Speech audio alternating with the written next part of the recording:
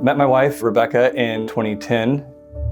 September of 2011 is when we married. A couple weeks later, I got notified that, hey, Jordan, you're gonna go to Afghanistan in a couple months. So went straight from courting to marriage to moving in, getting our first home, and then going to Afghanistan to go fight for our country.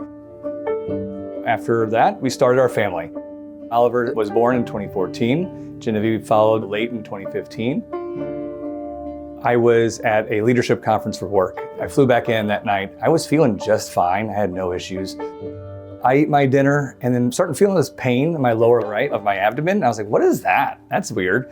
Sat there a little longer. I'm like, well, this is more uncomfortable. Okay, this is the part where I had to call my wife at the point. I was like, I think I need to go to the hospital. Emergency rooms are emergency rooms, but we got to the point where I ended up staying for 5 days. Based on the data they had, it was diverticulitis. Unfortunately, I never got better and kept having issues with just pains. I dropped a bunch of weight, probably 25 pounds. The frustration was mounting because I knew something was wrong.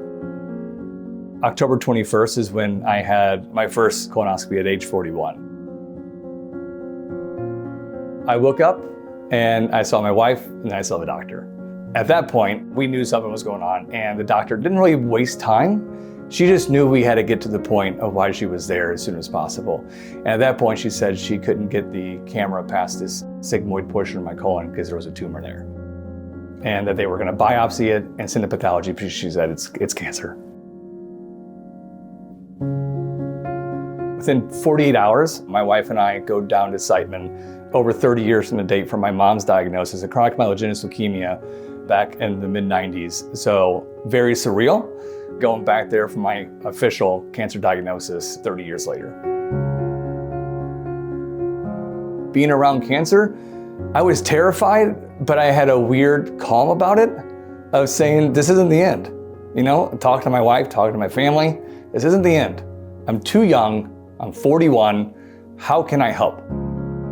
The entire team prepped us for what we needed to know. Here's what's gonna happen, here's the risks, here's what we're gonna do, and here's the next steps. CAT scan MRI came back clear. Genetic testing came back clear. So went in for the surgery and ended up going back to the recovery room. And then within 4 hours, they're like, you're gonna walk. And who would have thought like walking was gonna be something that would help me? And then I haven't stopped walking since. I think there's a lot that goes around finishing treatment, finishing chemo. But if we're just looking at this treatment right here, what's in front of us is that bell. This treatment is just one thing to do on the road to beating this thing. The care team that Siteman has with the Young-Onset program, I think is extremely important. Peace of mind is something that when you're fighting cancer, you need to find that any way you can. At Siteman, the research that they do is all patient care focused, and that's incredibly important. We're all fighting this together. The doctors are fighting for the families, not just for that individual patient, but just thank you. Thank you for fighting and continue to figure out what's next.